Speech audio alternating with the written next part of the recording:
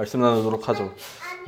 저희 아들들은 둘 다 상동 홈플러스를 굉장히 좋아해요.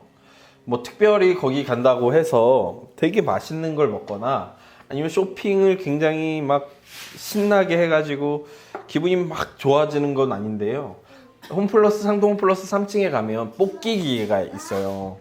그 뽑기 기계는 하나는 멘토스라는 아이들 좋아하는 사탕 같은 게 들어있고 하나는 막대 사탕이 들어있는데 이거 뽑는 걸 그렇게 좋아해요. 근데 제가 보기엔 이게 왜 재밌는지 모르겠는 거예요. 왜냐면 뭔가 성취욕이라는 건 때로는 실패하기도 했지만 그 실패를 극복하고 이겨내서 가졌을 때 좋은 거잖아요. 인형 뽑기가 좋은 것도 남들은 잘 뽑지 못하는데 내가 뽑았을 때 그 신나는 게 있는 것 같죠. 근데 이 뽑기는 실패가 없어요. 이 뽑기에 뭐라고 써있냐면 꽝 없음이라고 써있어요. 이 버튼 딱 하나 있는데 이 버튼을 딱 누르면 숫자가 1에서 4까지 막 왔다 갔다 하다가 1, 2, 3, 4 중에 하나가 딱 쓰여 있으면 그만큼의 개수가 무조건 나와요. 그러니까 최소한 하나는 무조건 나오고 대체로 2개에서 3개 정도 나오는데 이걸 너무 기뻐하고 즐거워하고 하는 거예요. 특히 저희 큰아들은 막대 사탕도 안 먹고 멘토스도 안 먹어서 이걸 뽑는 직접 둘째 동생에게 그냥 주거든요. 근데 이걸 너무 좋아하고 너무 기뻐해요. 그래서 저는 이해는 안 되지만 그 앞에 앉아가지고 얘네들이 막 이 뽑기 기계 앞에 가지고 막 발을 동동 구르면서 막 아빠 한 번만 더 시켜달라고 아빠 한 번만 더 시켜달라고 막 그 얼굴에 환한 빛을 보면서 이거 1,000원으로 이렇게 기쁠 수 있다면 아이 뭐 얼마나다라는 생각이 들기도 하죠. 사실 설교라는 것도 그런 것 같아요. 매주 막 특별한 걸 짜내려다 보면 하는 사람도 힘들고 듣는 사람도 매우 힘들죠. 매우 새롭거나 기상천외한 적용이 있는 날은 사실 거의 없어요. 그저 매주 비슷한 주제와 비슷한 내용의 이야기가 우리에게 반복되곤 하죠. 우리의 인생처럼요. 오늘 본문도 마찬가지인데요. 우리에게 매우 익숙한 예수님께서 유다의 배신으로 끌려가시는 이 장면을 나눌 때 익숙하지만 이 익숙한 내용을 미리 평가하기보다는 본문을 통해 드러나는 하나님의 사랑과 예수님의 모습에 함께 공감하는 시간이 되었으면 좋겠습니다. 지난주 예수님께서 제자들을 이끌고 겟세마네 동산에 올라가셨죠. 거기서 기도하셨어요. 당시 3명의 제자가 베드로, 야고보 그리고 요한만을 대동하고 계셨는데요. 나머지 제자들은 좀 떨어진 곳에서 망을 보고 있었어요. 파수꾼처럼요. 그 자리에는 유다를 제외한 11명의 제자만 있었던 것은 아닌 것 같아요. 왜냐하면 오늘 본문에 보면 이름이 등장하지 않는 청년이라는 표현으로 그 자리에 함께 있었다는 걸 볼 때 11제자 외에도 몇몇의 사람들이 더 함께 있었던 것 같습니다. 그런데 이 파수꾼들이 서 있는데도 불구하고 적대자들이 다가올 때 이들보다 예수님께서 먼저 그들이 다가오는 것을 아셨다는 거죠. 오늘 본문 이전에 42절을 보면 이렇게 표현하는데요. 일어나라 함께 가자 보라 나를 파는 자가 가까이 왔느니라 라고 말씀하신다는 거죠. 그러니까 예수님께서 미리 이미도 알고 계셨다는 거예요. 예수님의 완전한 지혜를 볼 수 있는 장면인 거죠. 예수님께서 예언하셨던 것 같이 제자 중 12 중 한 명인 유다가 배신자였습니다. 그는 대제사장들과 서기관들과 장로들에게 파송된 무리를 이끌고 왔는데요. 그리고는 45절과 같이 행동해요. 45절은 이렇게 표현하죠. 이에 와서 곧 예수께 나와 랍비여 하고 입을 맞추니 라고. 이 행동을 볼 때 정말 끔찍하고 소름 끼치는 거예요. 유다의 행동은요, 지극히 당대에 제자가 스승인 랍비에게 스승을 향한 존경심을 가득 담았을 때 하는 행동인 거거든요. 스승님, 내가 당신을 존경합니다 라고 할 때 스승에게 입을 맞추는 행동을 하는 거예요. 즉, 그는 겉으로 매우 제자답고 예수 그리스도에 대해서 존경하고 매우 사랑하고 있음을 담아서 예수에게 입을 맞추고 있는 거죠. 그런데 우리가 잘 알듯이 그의 속내는 그렇지가 않잖아요. 그의 행동은 예수님을 향한 경멸, 멸시를 담고 있잖아요. 그러니까 겉으로 드러나는 행동은 존경이지만 그의 속내와 그의 모습은 경멸을 담고 있다는 것이 그의 행동을 너무 소름 끼치게 하더라고요. 얼마 전에 저희 둘째가 다니는 어린이집에서 알람이 왔어요. 알림이. 그래서 보니까 그날 어린이집에서 각자 아이들마다 감사의 제목을 나눴다는 거예요. 어떤 친구들은 어린이집에 풍뎅이가 있어서 그 풍뎅이를 볼 수 있음에 감사했다라고도 하고요. 어떤 친구는 엄마 아빠가 맛있는 음식을 해주셔서 감사하다고도 했고, 또 다른 친구는 엄마 아빠가 자기 더울까봐 창문을 조금 열어줬는데 조금만 열어줘서 고맙다고도 했고요. 그리고 우리 아들이 뭘 감사했나 봤더니 아빠랑 같이 등교할 수 있어서 감사했다는 거예요. 아니, 평소에 아빠한테 1도 관심 없는 애가 아니, 평소에는 아빠 싫다고 하거나 아빠보다 마카롱이 더 좋다고 하거나 아빠보다 어린이집 선생님이 더 좋다고 하는 친구가 그날만큼 아빠가 같이 등교해줘서 너무 고맙다고 하는데, 야, 이 친구가 나한테 관심이 없는 건가 있는 건가 겉으로 내 앞에서는 매우 관심이 없는 것 같이 하다가 내가 없는 자리에서는 또 내 얘기를 한다니까, 야, 이게 참 겉가속이 이렇게 다를 수 있나? 라는 생각이 드는 거죠. 근데 이게 우리 아이가 겉으로는 무덤덤하고 관심 없는데 내가 없는 곳에서 아빠를 향한 사랑과 관심을 보인다니까 다행인 거지, 겉으로는 나를 만나서 아빠가 너무 좋아요, 아빠 너무 사랑해 하다가 어린이집 가서는 아빠가 날 때려요 이러는 것보다야 훨씬 나은 거잖아요. 근데 지금 유다는 예수님한테 겉으로는 당신을 존경합니다, 당신을 사랑합니다 라고 하면서도 속으로는 칼을 품고 있는 거예요. 얼마나 끔찍하냐고요. 얼마 되지도 않는 돈 때문에 예수를 팔 수도 있고, 사실 그것도 이해가 안 되긴 하지만 뻔뻔하게 예수님께 와서는 제자의 자세로 그 입에 존경을 담고 입을 맞추며 마음에 칼을 품고 예수를 찌르는 이 유다의 행동이 얼마나 끔찍하냐고요. 그런데 이것만이 문제가 아닌 거예요. 유다가 예수님을 배신하고 팔았다는 것은 단지 예수님 당신을 못 믿겠습니다 의 문제가 아니기 때문이에요. 예수님께서 지난 3년간 제자들과 동거동락하면서 하나님 나라에 대해서 가르치고, 이제 다시금 새로운 하나님의 나라가 세워질 것이다, 새로운 이스라엘 백성이 출범할 것이다 라고 가르치시잖아요. 마태복음에 보면 그러면서 예수님께서 이 12제자에게 뭐라고 말씀하시냐면요, 마태복음 19장 28절을 보니까 예수께서 이르시되 내가 진실로 너희에게 이르노니 세상이 새롭게 되어 인자가 자기 영광의 보좌에 앉을 때에 나를 따르는 너희도 12보좌에 앉아 이스라엘 12지파를 심판하리라 라고 말씀하셔요. 그러니까 이 12제자는요, 단지 12명의 제자가 아니라 새로운 이스라엘이 출범했을 때 각 한 사람 한 사람이 12지파를 대표하게 될 거라는 걸 이야기하시는 거예요. 그런데 그 중에 한 명인 유다가 예수님을 배신했다는 건 새로운 이스라엘, 새로운 하나님의 나라, 너무 허무하고 너무 허무맹랑하고 말도 안 된다라고 이야기하는 거죠. 다 소용없고 헛소리고 무의미하고 버려졌다라고 행동으로 말하고 있는 거예요. 목사로서 유다의 이 모습이 매우 두려워졌어요. 왜냐하면 젊어서 하나님 앞에 정결하고 정직하고 성결하기 위해 애쓰는 사람은 수없이 많죠. 그런데 은퇴하고 나이가 들고 현실 앞에 굴복하는 사람들이 얼마나 많냐고요. 우리가 과거 존경하던 목사님들이 나이 들어서 무너지는 것들을 우리가 얼마나 많이 보냐고요. 우리 교회가 세워지고 우리도 이제 하나님이 세우셨다라고 믿으면서 이 교회를 시작했고, 하나님의 은혜 가운데 이 교회가 유지된다면 약 30년 후면 제가 은퇴할 거거든요. 우리 교단법에 따라서 30년 후에요. 야, 생각해보니까 좀 길더라고요, 30년.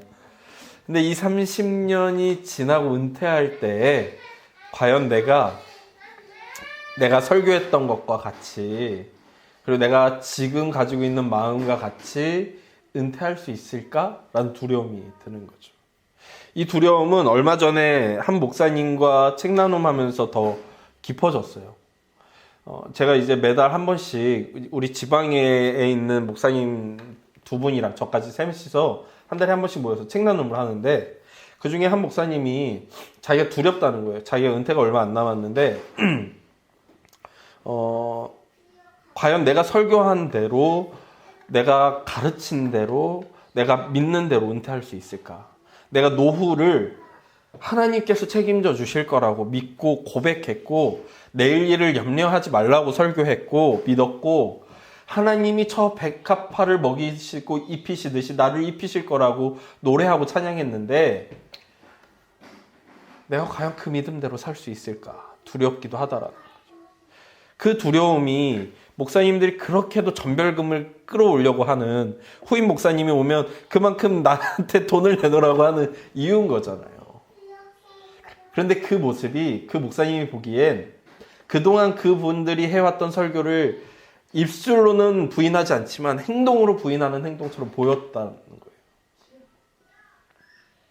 그 나눔을 듣고 나니까 그 당연한 거 아닌가라고 생각했던 제 마음이 당연하지 않은 거구나라고 생각하면서 다시금 과연 나는 이 목사님처럼 고민하고, 그리고 은퇴하는 그날까지 정결할 수 있을까? 정직할 수 있을까? 성결할 수 있을까? 내가 하는 설교처럼 은퇴할 수 있을까? 라는 고민이 제 안에 드는 거죠. 과연 나는 유다와 다를 수 있을까? 예수님 사랑합니다, 존경합니다 말하면서도 예수님을 찌르고 있는 유다와 다르게 은퇴할 수 있을까? 라는 의문이, 고민이 더욱 깊어지는 시간을 보내고 있습니다. 근데 목사만의 문제인가요? 성도님들의 삶도 만만치 않게, 아니 어쩌면 더 치열하고 더 각박한 세상 가운데에서 얼마나 힘든 시간과 매일의 고민을 보내고 계시냐는 거죠. 저도 그렇습니다. 유다도 저도, 여러분도 그런 하루하루를 보내고 계시죠. 또한 마찬가지로 다른 11명의 제자들 역시 마찬가지였어요. 오늘의 본문의 표현을 그대로 따르자면 50절을 보니까 제자들이 다 예수를 버리고 도망하니라 라고 표현합니다. 다 도망갔어요. 다. 예수님께 목숨을 드린다고 고백한 게 불과 몇 시간 전이었어요. 예수님, 다른 사람은 다 예수님 버리고 도망가도 나는 목숨 바쳐 예수님을 따를 겁니다 라고 했던 베드로의 고백이 불과 몇 시간 전이었어요. 불과 조금 전에 식사 자리였어요. 그런데 모든 제자가 고백 후 몇 시간 만에 뿔뿔이 흩어져 버리죠. 마태나 누가가 기록하지 않았던 마가만의 기록이 51절에서 52절에 오늘 본문에 나오는데요. 이렇게 표현해요. 한 청년이 벗은 몸에 배 혼이불을 두르고 예수를 따라가다가 무리에게 잡힘에 배 혼이불을 버리고 벗은 몸으로 도망하니라. 이 본문이 매우 다양하게 해석되어 왔어요. 어떤 이는 이 사람이 마가라고도 하고 요한이라고도 하기도 하죠. 그리고 이 장면이 요셉을 떠올리게 한다라고 해석하기도 하고 아모스 선지자의 예언을 떠올리게 한다고도 하고 매우 다양하게 해석되어 왔어요. 그런데 우리는 오늘 여기서 그냥 심플하게 본문 그 자체만 보자고요. 그가 입고 있던 옷은 우리 성경에서 배 혼이불이라고 해석되어 있어요. 근데 이게 찾아보니까 영어 성경에서는 리넨 시트라고 되어 있어요. 리넨이 뭐지? 라는 의문이 드는 거예요. 아시더라고요. 어머님들은 아실 줄 알았어. 리넨이 뭔지. 전 몰랐어요. 그래서 이름 모르면 찾아봐야 되잖아요, 성격이. 그래서 찾아봤죠. 그랬더니 굉장히 고급진 천으로 만들어져 있는 옷들이 있더라고요. 그 가격도 비싸 또. 이 당시도 비쌌어요, 이게. 이게 아마라는 식물에서 나오는 섬유더라고요. 그래서 이 아마로 만들어져 있는 시트를 이 청년이 이렇게 두르고 있었음을 볼 때 이 청년은 부자였던 건 맞는 것 같아요. 근데 이 청년이 왜 알몸으로 이 시트만 입고 있었는지는 알 수가 없어요. 성경이 안 알려주니까. 근데 알 수 없지만 이 청년이 이 비싼 시트를 두르고 예수님을 따라다녔는데, 더 이상한 건 이 친구가 이렇게 도망가다가 예수님 잡혔다 하고 막 도망가다가 이 군사한테 뒷덜미를 잡혔나 봐요. 그러니까 얘가 이 비싼 걸 막 벗어버린 다음에 도망을 가버리는 거죠. 근데 이 군사들이 적극적으로 쫓진 않았던 것 같아요. 말고의 길을 자른 베드로도 도망칠 수 있었잖아요. 그러니까 적극적으로 제자들을 쫓은 건 아닌 거죠. 물론 이 병사들이 많은 숫자가 오지는 않았을 게 분명해요. 밤에 굉장히 군중들의, 시민들의 시선을 의식해서 예수님만 잡으러 온 거기 때문에 많은 숫자는 필요가 없었고 오히려 걸리적거리기만 하는 거죠. 그러니까 적은 숫자로 소수로 예수님만 잡는 것이 목적이었어서 적극적으로 그 제자들을 잡으려고 했지는 않았던 것 같아요. 그러니까 50에서 52절의 목적은 하나로 귀결됩니다. 제자들 중 아무도, 단 한 명도 예수님을 따를 용기 있는 사람이 없었다는 것. 청년이 누구인지, 그가 왜 침대 시트만 입고 있었는지 그런 건 본문의 의도와는 상관이 없는 거예요. 본문은 거기에 관심이 없는 것 같아요. 우리의 흥미거리는 되지만 본문은 제자들 중 단 한 명도 용기가 없었음을 한 명의 청년의 모습을 통해 드러내고 있는 겁니다. 제자들의 이런 모습, 유다의 배신, 제자들의 도망감, 이것은 오늘 본문에서 예수님의 모습과는 매우 대조되죠. 본문에서 예수님이 어떤 모습이었는지 보면요, 유다는 존경의 모습으로 예수님을 팔기 위해 다가오고 제자들은 대치 상황에서 결국 예수님을 버리고 도망칠 때 오직 예수님께서는 잡혀가시되 어떤 수치나 부끄러움 없이 상황을 맞이하십니다. 오히려 자기를 잡아가는 사람들을 향해서 책망하시기까지 하죠. 오늘 본문 48절은 이렇게 이야기하는데요. 예수께서 무리에게 말씀하여 이르시되 너희가 강도를 잡는 것 같이 검과 몽치를 가지고 나를 잡으러 나왔느냐. 내가 날마다 너희와 함께 성전에 있으면서 가르쳤으되 너희가 나를 잡지 아니하였도다. 그러나 이는 성경을 이루려 함이니라 하시더라. 아멘. 소요를 일으킬 군중이 두려워 밤에 몰래 잡으러 온 것, 예수님을 잡범 취급하듯 강도를 잡아가듯이 잡아가는 것에 대해서 책망하는 예수님의 모습 그 어디에서도 부끄러움이나 수치스러움은 담겨있지 않죠. 오히려 누가의 기록에 따르면요, 베드로에 의해 귀가 잘린 말고의 귀를 예수님께서 고쳐주세요. 그리고 마태의 기록에 따르면요, 누가의 기록에 따르면 이렇게 이야기합니다. 예수님께서 이 베드로를 책망하시면서 예수와 함께 있던 자 중에 하나가 손을 펴 칼을 빼어 대제사장의 종을 쳐 그 귀를 떨어뜨리니 이에 예수께서 이르시되 내 칼을 도로 칼집에 꽂으라. 칼을 가진 자는 다 칼로 망하느니라. 너는 내가 내 아버지께 구하여 지금 12군단 더 되는 천사를 보내시게 할 수 없는 줄 아느냐. 내가 만일 그렇게 하면 이런 일이 있으리라 한 성경이 어떻게 이루어지겠느냐라고 이야기하셨다는 거예요. 자신을 위해 칼을 빼든 제자를 책망하시고 자신을 잡으러 온 적대자의 귀를 고치시고 자신을 위해 대치하고 있는 제자들을 향해 그러지 말라고, 이것은 성경을 위해, 성경을 이루기 위해 이루어져야 하는 일이라고 말씀하시는 이 예수님의 모습에서 매우 당당함과 매우 결연한 의지를 발견하게 됩니다. 여기서 저는 궁금한 게 생겼어요. 오늘 본문을 시작하면서 마가는 당시의 상황을 이렇게 묘사하는데 예수님께서 말씀하실 때 곧 12 중에 하나인 유다가 왔다라고요. 유다는 어떻게 알고 여기로 왔지? 라는 의문이 생기는 거예요. 이 장소, 이 시간에 여기에 오면 예수님이 계실 걸 어떻게 알았던 거지? 라는 의문이 생기는 거예요. 유다가 예수님 곁을 떠난 건 요한의 기록에 따르면 식사 중에 예수님께서 네가 날 팔 거니까 네가 해야 할 일을 하라는 말을 듣고서는 그 방을 나갔다고 기록하거든요. 그러니까 예수님이랑 계속 같이 있었던 것도 아닌 거예요. 식사 중간에 그냥 나갔으니까. 그런데 유다는 어떻게 정확하게 예수님의 계신 곳과 시간을 어떻게 아는 거지? 라는 의문이 들더라고요. 왜 드라마만 봐도 드라마는 좀 심하긴 하지만, 과장됐긴 했지만, 시간이 조금만 달라도 분명히 내 뒤통수 뒤에 그 다른 사람이 있는데도 못 보고 그냥 지나가 버리잖아요. 인연이라는 게 약간의 시간의 차이로, 약간의 장소의 차이만으로도 못 만나는 게 인연인 건데, 유다와 예수님은 어떻게 정확하게 만날 수 있는 거지? 라는 의문이 들더라고요. 예수님께서 조금만 빠르게 혹은 조금만 늦게 기도하셨더라도, 아니면 조금만 다른 곳에서 기도하셨더라도 유다를 못 만났을 거 아닌가? 유다가 예수님을 못 찾았을 거 아닌가? 라는 의문이 들더라고요. 그럼에도 유다는 어떻게 알 수 있었을까? 만일 유다가 찾은 게 아니라 예수님께서 맞춰주신 것이라면 이야기는 달라지는 거죠. 실제로 누가복음을 보면 예수님께서 기도하러 가실 때 이렇게 이야기해요. 누가복음 22장 39절인데요. 예수께서 나가사 습관을 따라 감람산에 가심에 제자들도 따라갔더니 라고요.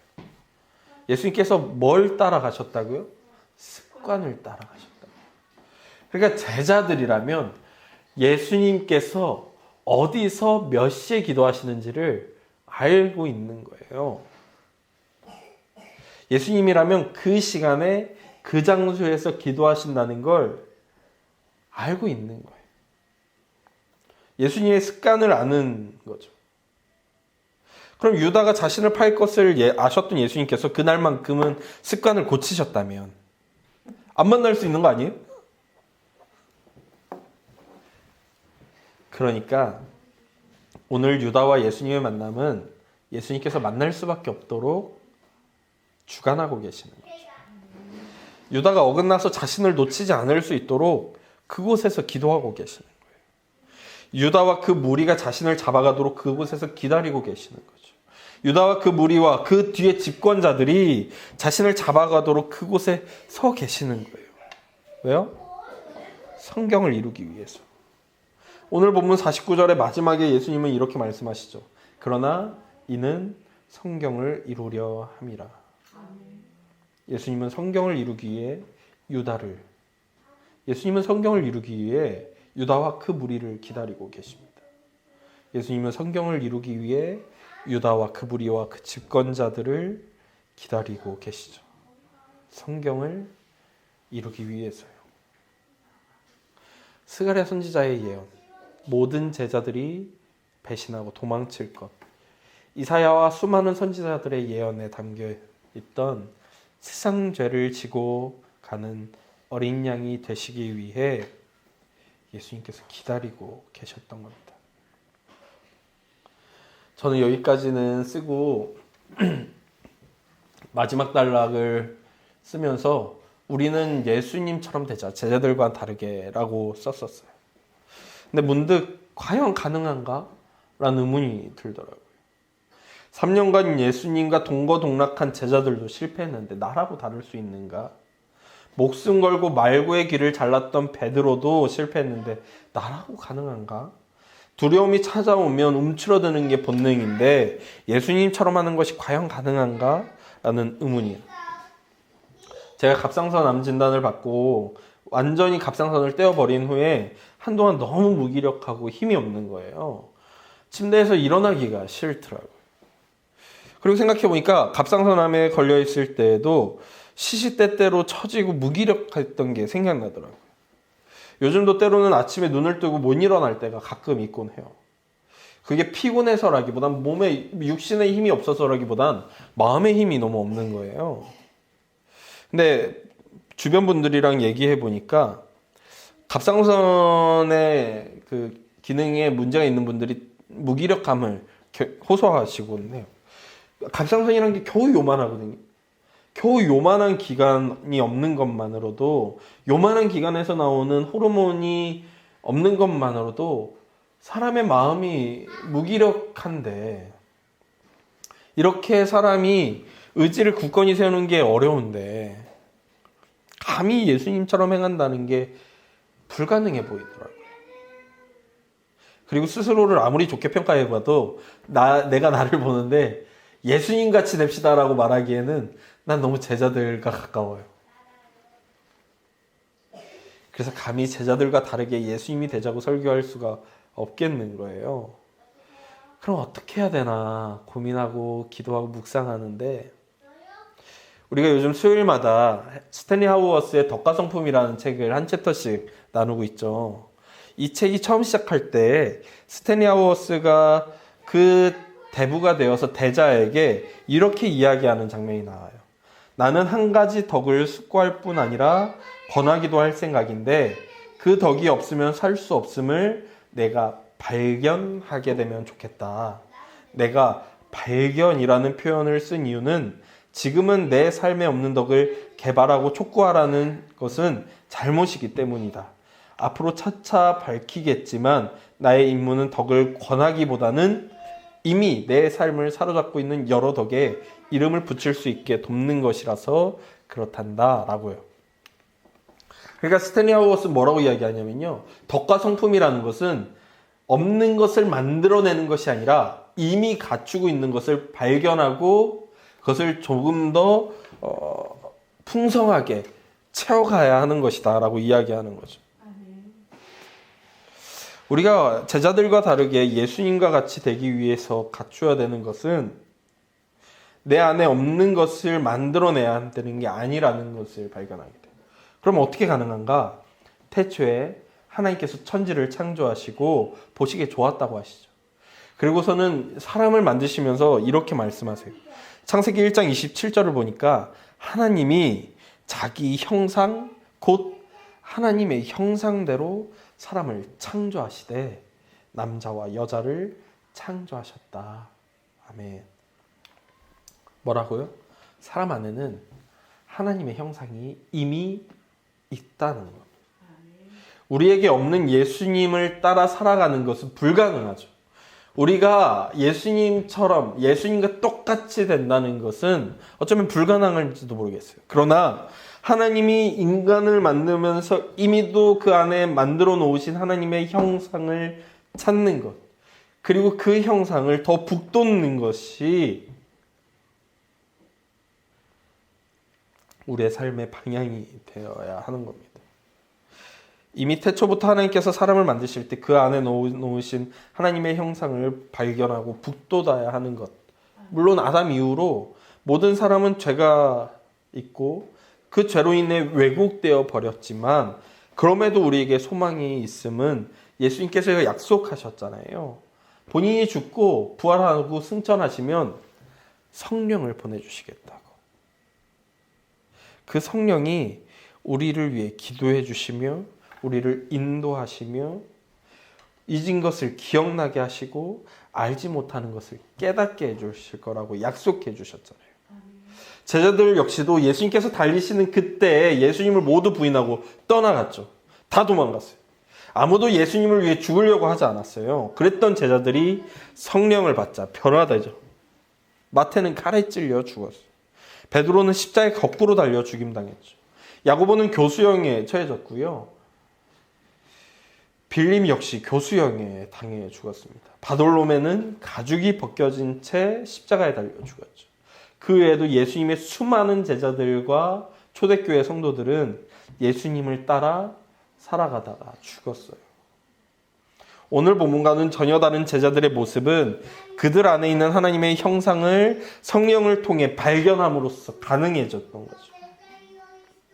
물론 완벽했던 건 아니에요. 그러니 우리에게도 소망이 있습니다.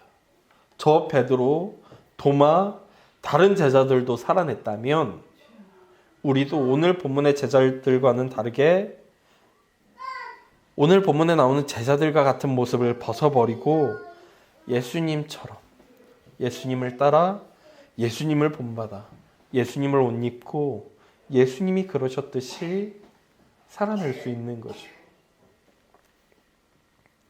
베드로는 수없이 넘어지고 쓰러졌지만 그만큼 다시 일어나 예수님의 길을 걷습니다.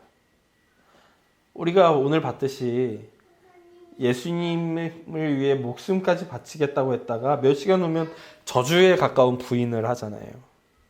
그래도 다시 일어났어요. 이방인과 식사하다가 유대인이 다가오자 자리를 피해버렸어요. 그로 인해 바울이 한참 후배거든요. 베드로보다. 바울한테 욕먹었어요. 그래도 다시 일어났습니다. 박해를 피해 로마를 떠나다가도 예수님의 환상을 맞닥뜨리죠.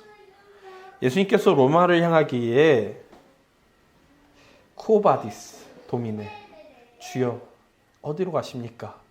라는 질문에 예수님께서 네가 지지 않는 십자가 내가 다시 지겠다라고 하시는 환상을 보고는 담대히 로마로 가서 십자가에 거꾸로 달려 죽었습니다. 예수님을 믿고도 수없이 넘어지는 게 어쩌면 당연하죠. 성령 받고도 실수하는 것이 어쩌면 당연합니다. 결심하고 결단하지만 자신의 무력함만을 깨닫는 것이 당연합니다. 그럼에도 다시 일어나는 것이 믿음 아니겠습니까? 그럼에도 다시 걷는 것이 예수님처럼 사는 것이죠. 그럼에도 다시 선택하는 것이 우리 안에 있는 하나님의 형상을 찾는 길이 될 것입니다. 매일 가혹한 현실 앞에 피투성이처럼 되어 넘어지지만 그럼에도 쿠오바티스 도미네, 주여 어디로 가십니까? 질문하고 다시 로마로 간다는 주님의 말씀에 이전과는 다르게 예수님을 따라 로마로 간 베드로처럼 내일이라는 현실을 향해 자기의 십자가를 지고 가는 우리 모두가 되기를, 우리 모두 안에 있는 하나님의 형상을 발견하는 우리 모두가 되기를 간절히 소망합니다. 기도하겠습니다. 하나님, 유다는 웃으며 칼을 들고 왔고 제자들은 잠시 맞섰으나 두려움에 도망갔으나 예수님만큼은 담대히 서 계십니다. 감히 예수님과 똑같기를 소망하지는 않지만 도망쳤던 제자들이 다시금 모이듯 예수님을 부인했던 저 베드로가 예수님을 위해 죽듯 때로는 넘어지고 때로는 실패하나 다시금 일어나 예수님을 선택하는 우리 모두가 되었으면 좋겠습니다. 그렇게 넘어지고 일어나며 쓰러졌다가 회복되며 부인했다가 그리스도를 고백하는 우리의 삶이 하나님 앞에 서는 날 저 제자들과 함께 하나님을 노래하고 기뻐하는 우리가 되게 하여 주시옵소서. 하나님께 우리의 삶을 의탁하며 예수님의 이름으로 기도했습니다. 지금은 우리를 위해 성경을 이루시는 그리스도 예수의 은혜와 저 그리스도를 보내사 드러내신 하나님의 사랑과 성령의 인도하심이 제자들의 모습을 벗어버리고 그리스도의 모습을 덧입으며 세상 가운데 살고자 결심하고 결단한 모든 성도님들 가운데 언제까지나 함께할지어다. 아멘.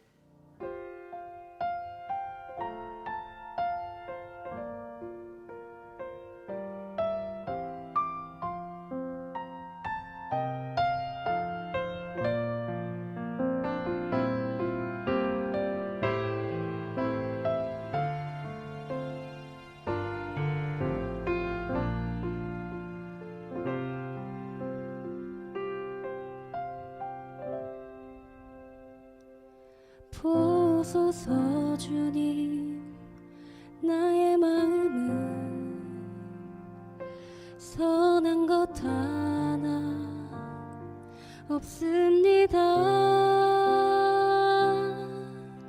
그러나 내 모든 것 주께 드립니다. 사랑으로 안으시고 날 새롭게 하소서. 보소서 주님, 나의 마음을 선한 것 하나 없습니다. 그러나 내 모든 것 주께 드립니다. 사랑으로 안으시고 날 새롭게 하소서. 주님 마음 내게 주소서. 내 아버지 주님 주님 마음 내게 주소서. 나를 향하신 주님의 뜻이 이루어지도록 주님 마음 내게 주소서. 보소서 주님, 보소서 주님, 나의 마음을 선한 것 하나 없습니다. 그러나 내 모든 것 주께 드립니다. 사랑으로 안으시고 날 새롭게 하소서. 주님 마음 내게 주소서. 내 아버지 주님 마음 내게 주소서. 나를 향하신 주님의 뜻이 이루어지도록 주님 마음 내게 주소서. 주님 마음 내게 주시옵소서. 주님 마음 내게 주소서. 내 아버지 주님 마음 내게 주소서. 나를 향하신 주님의 뜻이 이루어지도록 주님 마음 내게 내게 사랑을 가르쳐 주시옵소서. 아멘. 내게 사랑을 가르치소서. 당신의 마음으로 당신의 마음으로 용서하게 하소서. 주의 성령 내게 채우사 주의 길 가게 하소서. 주님 당신 마음 주소서. 주님의 성령 내게 채워주시옵소서. 주의 성령 내게 채우사 주의 길 가게 하소서. 주님 당신 마음 주소서. 주님 마음 내게 주소서. 내 아버지 주님 마음 내게 주소서. 나를 향하신 주님의 뜻이 이루어지도록 우리 시간 다 같이 주님께 기도하며 나아갔으면 좋겠습니다. 주님, 나를 향하신 주님의 그 마음과 그 뜻을 내게 허락하여 주시옵소서. 예배 가운데 주님을 간절히 부르짖으며 간절히 구하며 나아가오니 주님의 마음을 내게 허락하여 주시옵소서. 다 같이 기도하며 나아가길 원합니다. 기도하겠습니다.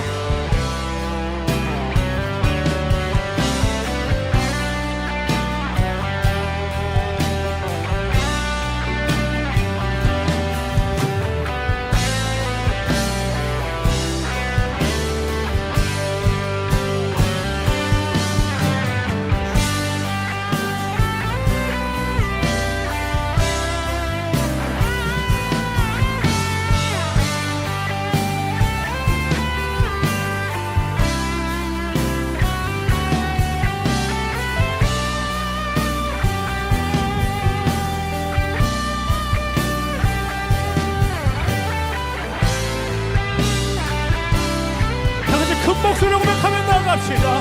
주님 마음 내게 주소서.